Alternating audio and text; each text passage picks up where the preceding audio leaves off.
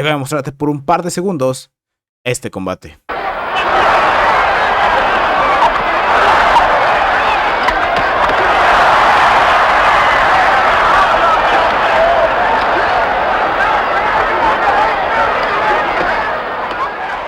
Eso que acabas de presenciar es el combate más brutal en la historia del boxeo moderno.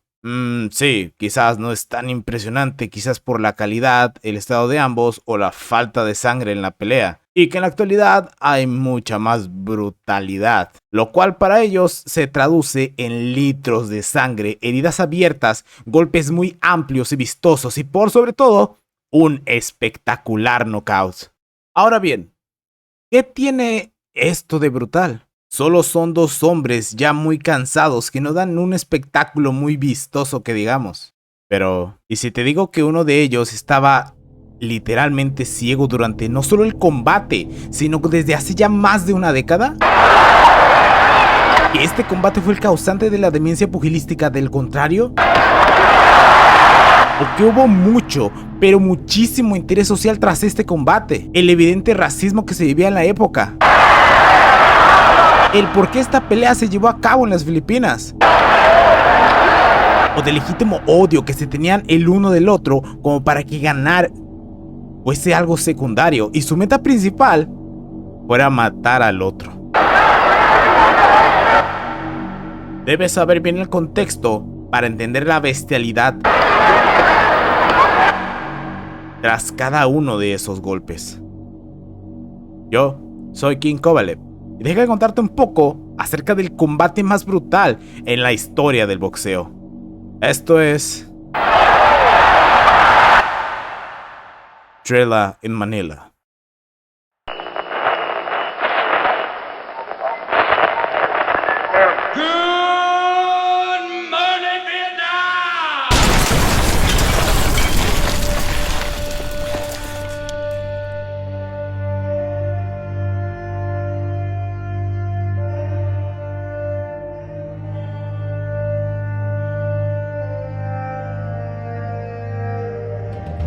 Muhammad Ali había sido despojado tanto de sus títulos mundiales de peso pesado y de su licencia de boxeador, y fue encarcelado al negarse a combatir en la guerra de Vietnam por temas religiosos, sociales y políticos.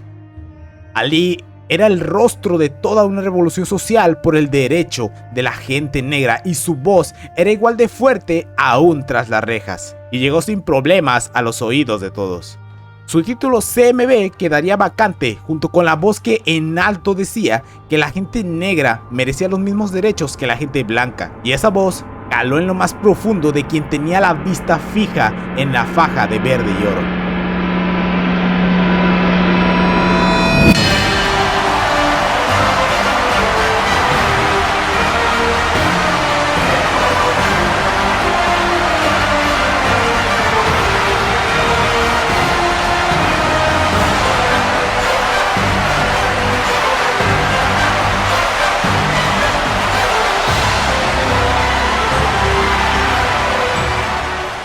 En tan solo 4 rounds, Joe Frazier había despachado a Jimmy Ellis en el legendario Madison Square Garden de New York, tomando con honor el título que el país le había arrebatado a Ali. Frazier había sido tocado por las palabras y discursos de Ali, pues él era un negro que venía del agujero más profundo que alguien podía haber estado, siendo el 12º hijo de una pareja en Carolina del Sur, trabajando en los campos debajo de un sofocante sol en una comunidad increíblemente racista.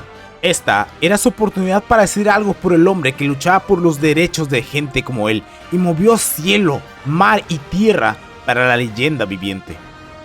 Le prestó dinero y metió las manos al fuego hablando con los hombres de cuello largo e inclusive con el mismísimo presidente para que se le diese la autorización de volver al cuadrilátero en un combate en contra de él, pues la misma gente no reconocía a Joe Frazier como un campeón mundial, y para eso tenía que vencer al portavoz de ellos.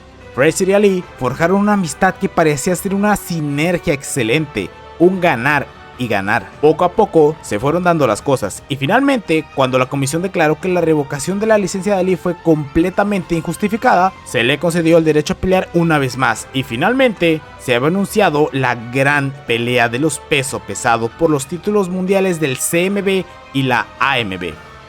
El combate entre Muhammad Ali y Joe Frazier. Y fue aquí cuando todo comenzó a tornarse muy turbio. Ali fue el pionero del trash talk. Ya saben, cuando un deportista comienza a abrir bastante de más la boca, por lo general esto ya sea para alzar más las ventas de un combate o sacar de quicio al rival en un juego mental. Esto Ali lo había hecho desde siempre, pero esta vez fue muy diferente. No solo por el hecho de que ahora estaba haciéndolo con quien le había extendido la mano cuando todo el mundo le dio la espalda, sino que lo hizo de un modo cruel y sin filtros, e inclusive el defensor de los derechos de los negros comenzó a comportarse con Joe Frazier, un hombre negro que venía del lugar más bajo y denigrante para alguien como él, de un modo increíblemente nefasto y racista. El adjetivo calificativo Tío Tom se utiliza para describir despectivamente a personas que sirven en exceso a figuras de alta autoridad, y en este caso, un negro que está feliz de ser el esclavo de un blanco. Alguien como Muhammad Ali, el portavoz y la esperanza de la gente negra, estaba comportándose de un modo asquerosamente racista y aún más encima con la persona que había movido cielo, mar y tierra por él. Ali, realmente, a pesar de vivir la época del racismo al igual que Joe, él jamás se vio la necesidad de trabajar bajo el incandescente sol en el campo a una edad de infante. Tuvo una infancia relativamente cómoda, feliz y apacible, mientras que la de Joe Frazier fue la vida de la cual Ali se supone que estaba defendiendo a capa y espada, y le había dado la espalda a alguien de esas raíces. Esos insultos raciales fueron escalando y escalando y escalando a tal punto que inclusive gente que tan siquiera apoyara a Frazier era casi linchado y tachado de traidor a los negros por las palabras de Ali. Y los hijos de Frazier sufrieron abuso de sus demás compañeros solo por el hecho de ser hijos de Joe Frazier. La familia recibió un montón de amenazas horribles a tal punto que la policía tuvo que hacerse cargo de su seguridad durante todo el proceso de la primer pelea.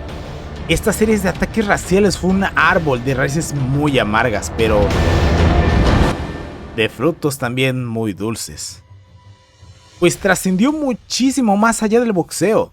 Temas tanto políticos y sociales de por medio, en lo que se podría decir que fue la segunda guerra civil para los Estados Unidos. Izquierda y derecha, el día y la noche, un negro manchado de blanco y un negro traicionado por un hermano. Gente que buscaba un cambio justo de derechos sociales y humanos para los negros en contra de blancos conservadores creyendo en el poder de la esperanza blanca. Ambos récords sumados daban un total de 57 victorias, 48 knockouts, 2 medallas de oro olímpicas y ni una sola derrota. Celebridades como Frank Sinatra actuaron como camarógrafos de ringside. Una arena tan legendaria como el Madison Square Garden, la compra por los derechos de transmisión en más de 50 países y un público muchísimo mayor al del primer alunizaje en el año de 1967. Este combate gritaba a los 4 vientos que sería de esos momentos que marcan la historia. Algunos adjetivos para ella fueron lucha de titanes o el supercombate, pero ninguno calzaba tan bien como la pelea del siglo.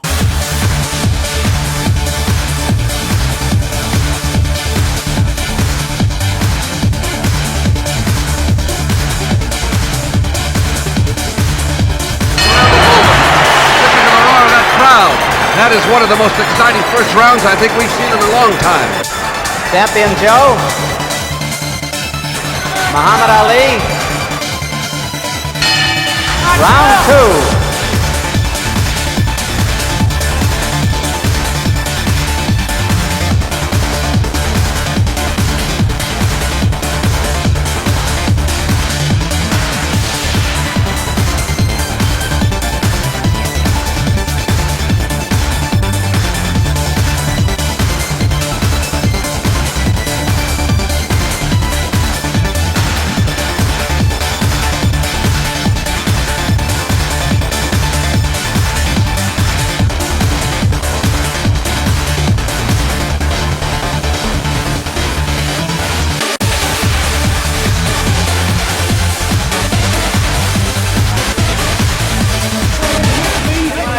on my knees and crawl across the ring, look up at him and say, you are the greatest. You are the champion of the whole world.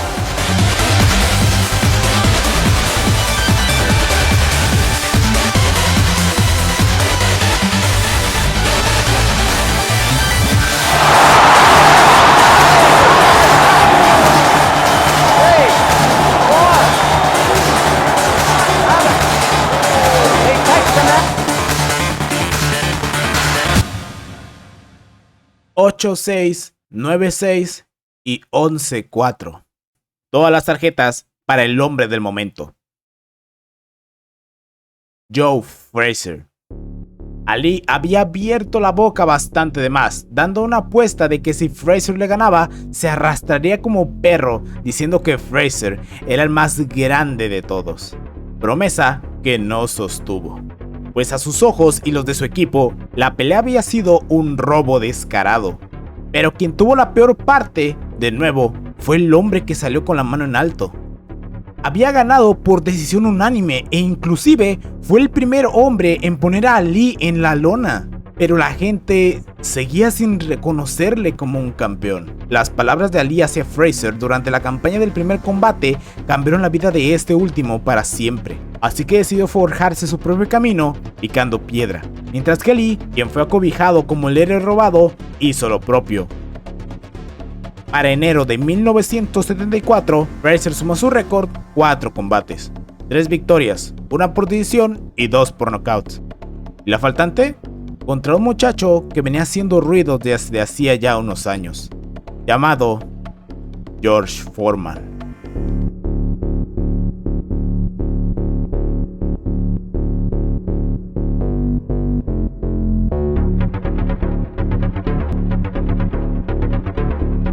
Frazier perdía no solo el invicto que tenía, sino, junto con esto, los títulos CMB y AMB de peso pesado. ¿Y qué fue de Ali?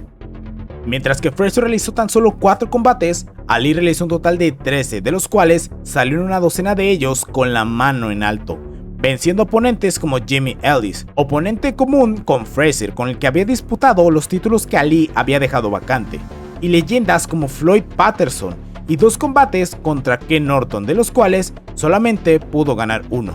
Ali parecía tener mala suerte al inicio de las grandes trilogías, pues no solamente se sumó una segunda derrota a su récord por decisión dividida, sino que Norton hizo lo que Frazier tanto anhelaba: lastimar a Ali. Pues este último sufrió una fractura a su mandíbula que mermó su rendimiento, luchando varios asaltos con esta lesión. Ali se quitaría la espina bastante pronto, pues ganó a Norton en la revancha y, aunque de nuevo, en una batalla muy cerrada, Ali había tenido muchísimos más combates que Frazier para demostrar su superioridad. Si filtramos todo, al final seguían muy empatados. En el lapso de la pelea entre ambos hasta 1974, el número de peleas estaba disparejo, pero no por eso de un solo lado. Pues Ali solamente había enfrentado a 2 hombres de renombre, perdiendo contra uno de ellos en la primera pelea y una segunda en donde tuvo una victoria con sabor a derrota. Mientras que Frazier fue despachado por la estrella en ascenso en menos de 6 minutos. Se podría decir que estaban comenzando a quedarse estancados y solamente el otro podría sacarlo de ese estancamiento. Sit down, Joe. Why you think I'm in? Sit down, Joe. Sit down quick. Why you think I'm in? Sit, brothers are here. This too? Yeah. Sit down quick, Joe. El segundo combate evidentemente no tuvo el mismo impacto social y a tal nivel que la primera, pero todo parecía intacto como hacía ya un par de años. No. Mejor dicho, el desastre solo se hizo más grande. Ya no había duda. El odio de uno por el otro era completamente legítimo. Ya no era solamente un pique. Estos tipos sentían un auténtico y repulsivo odio por el otro a tal punto de ni siquiera querer verlo en foto. Esta pelea fue la menos popular de las 3, pues ambos venían de una caída. Ambos habían perdido sus títulos y por ende el combate sería de 12 y no 15 asaltos como el primero. Pero había algo más en juego. Un boleto para una oportunidad en contra del monarca de los peso pesado, George Foreman. La velada se llevaría a cabo en el mismísimo sitio donde las cenizas quedaron, el Madison Square Garden de New York. Ali parecía haberse excedido un poco, pues 13 combates en un lapso de menos de 3 años era demasiado, incluso para la época. Más si consideramos que sufrió una fractura en la mandíbula en contra de Norton en su primer combate y que la segunda, donde salió victorioso, se sintió como una victoria con sabor a derrota, y ahora tenía enfrente a alguien quien realmente tenía el poder de sobra para destruir más allá de solamente una mandíbula. La duda y tensión seguían en el aire y una atmósfera increíblemente pesada se respiraba. ¿Podrá Lee recuperarse de esta mala racha? ¿O acaso se hundiría hasta un abismo?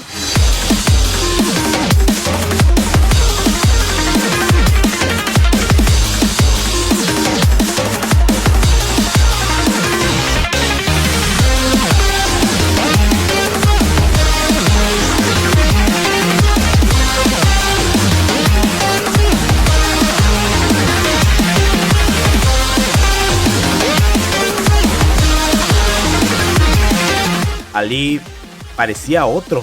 Esta vez estaba aprovechando su cuerpo al máximo con su larga izquierda y preciso juego de pies, anormal para la categoría de peso pesado. Se movía con gracia y parecía que aquel Ali que había vencido a Sonny Liston estaba luchando. No había duda. El rey había regresado.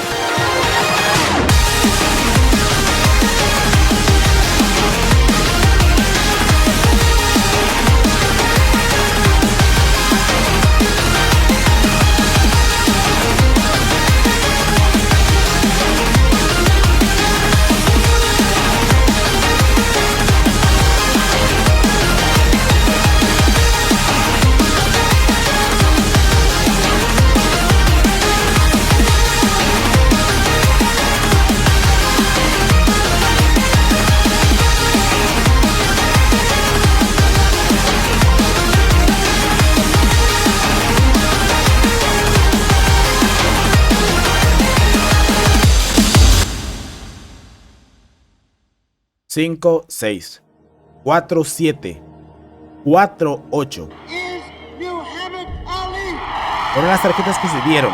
Una victoria por decisión unánime ahora para el sujeto que estaba de regreso: Muhammad Ali. Frazier a este punto estaba tan molesto y furioso que decidió mejor dejar a Ali saborear la victoria, pues sí, ganó y por decisión unánime, pero el referee tuvo una actuación muy penosa que favoreció a Ali por mayores momentos. Sin contar que en este combate Ali clinchó más de 100 veces durante todo el combate. Sin embargo, Ali no tenía tiempo para la polémica tras este segundo combate. Ya tenía agendada una cita con el campeón mundial de peso pesado en África. El hombre que tenía enfrente era un monstruo. Lo que Ali no pudo conseguir en 27 rounds, a Foreman le bastaron tan solamente 5 minutos. La duda se sembró una vez más, pues si Frazier le hizo pasar tan malos ratos, ¿qué no haría el tipo que destruyó a ese mismo sujeto?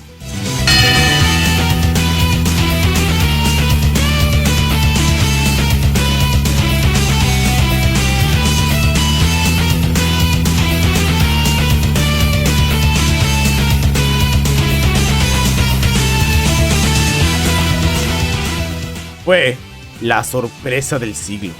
Ya no había la menor duda. Ali se había recompuesto de sus tragedias pasadas. Frazier siguió en los Estados Unidos cosechando un par de knockouts más ante rivales de bajo perfil, mientras que Ali defendió el título contra un par de hombres, uno de ellos Chuck Wepner. Este hombre realmente no te sonará de nada, pero fue este combate el que inspiró a la famosa cinta de Rocky. En concreto, la escena donde un desconocido Webner tumba a la renacida leyenda de Ali. Pero algo que pocos mencionan es que Webner ensució por momentos el combate golpeando a la nuca de Ali, dato para guardar a futuro.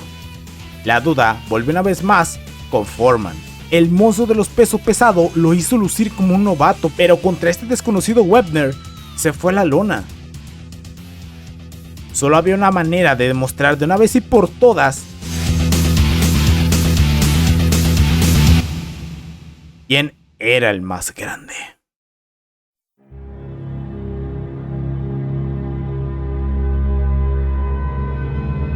estaba decidido. El día 1 de octubre del año de 1975 se llevaría a cabo el desempate entre estos dos titanes en Asia, Manila, Filipinas. Los temas políticos y de guerra estaban a flor de piel en el país, por lo que esa función serviría como una distracción, aunque sea momentánea, para los filipinos.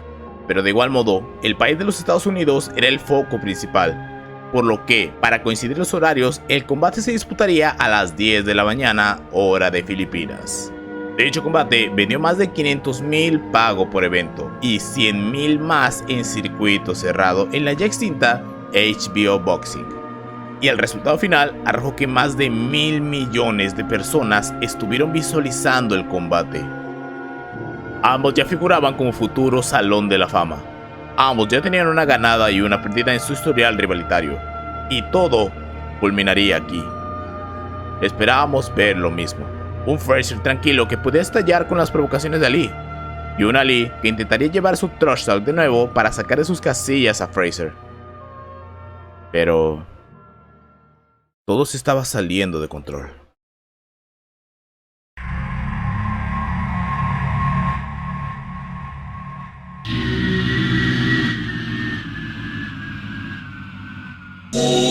Ali comenzó a irrumpir en los sparrings de Joe Frazier, gritándole y causando destrozos y alboroto. Recitaba poemas que denigraban a Joe, no solo como deportista, sino también como persona. But the fools still think that chump Joe Frazier can beat me because he went the distance twice and it ended up on a close decision. Llegó a tal grado que se tienen registros de que Ali llegó con pistola en mano en un vehículo apuntando al cuarto donde se hospedaba Joe y simular que disparaba. Y la gota que rebalsó el vaso. And I wrote a poem, some of you heard it, but this is a little conscience. I got a little gorilla here. This is his conscience. It says it will be a killer and a thriller and a killer when I get the gorilla in Manila. That's right. Hey, it's Joe Frazier! Joe Frazier! Joe Frazier! Joe Frazier! Esto cobra tintes incómodos cuando se sabe que el boxeador Jack Johnson fue un símbolo de boxeo que sufrió un racismo escandaloso y que la famosa película de King Kong hace una similitud al caso de Johnson, ya que según para palabras de los blancos de aquellos años, ambos eran monstruos enamorados de una mujer blanca. Y si mezclamos la supuesta lucha racial por los derechos de la gente negra por la que peleaba Ali, era algo que transversaba e incomodaba de gran manera.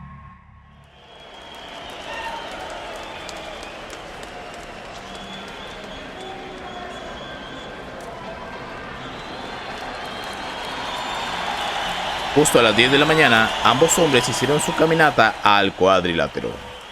La humedad, junto con el fuerte sol mañanero, solo hacía que el calor ahí fuese insoportable.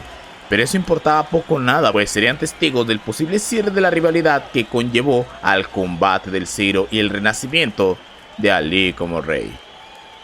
El presentador ni siquiera había acabado de introducir a los peleadores y todos los que estaban encima del cuadrilátero ya estaban bañados en sudor. Pues al calor del ambiente también se le debía de sumar el calor de los focos que bañaba el ring, llegando hasta más de 50 grados Celsius. 15 asaltos, 45 minutos, más un minuto de descanso entre todos los rounds, da una hora. Una hora de intenso combate. Una completa hora en el infierno.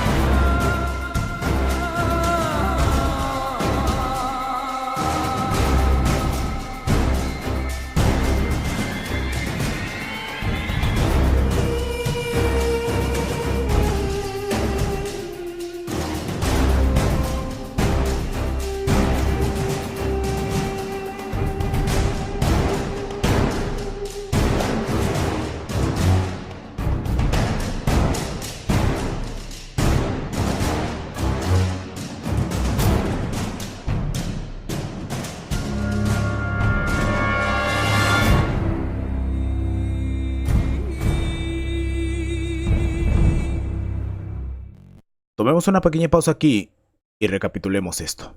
Muy bien, estos dos no se caían. Insultos raciales, provocaciones, 2 combates anteriores donde ambos se sintieron robados y ambos sienten la intensa necesidad de, sin exagerar, matar al otro. El boxeo es un deporte donde los puñetazos te caen como gotas de lluvia. Y a esto, sobre el desgaste extremo por el ejercicio y los 50 grados Celsius que estaban haciendo en ese momento. Creo que ahora se entiende mejor la brutalidad de esta escena, ¿no? No eran 2 hombres queriendo demostrar algo. Eran simplemente 2 sujetos intentando matar al otro a golpes, sin morir en el intento. Como recordarán, Joe estaba mal de la visión en un ojo, y la inflamación tapó su ojo bueno, por lo que estaba peleando literalmente ciego, golpeando y moliendo los riñones y el cuerpo de Ali, que estaba agonizando por dentro del dolor. Pocos cuentan cómo Joe se encomendó a Dios y que le diese fuerzas, por favor, para matar a puro puñetazo a Muhammad Ali, quien aún en pleno combate seguía denigrándolo como persona y tratándolo de una horrible manera, lo cual solo hacía echar más leña al fuego, y por consecuencia de todo ello, llegó el 14º asalto, el cual Ali describió como la experiencia más cercana a la muerte.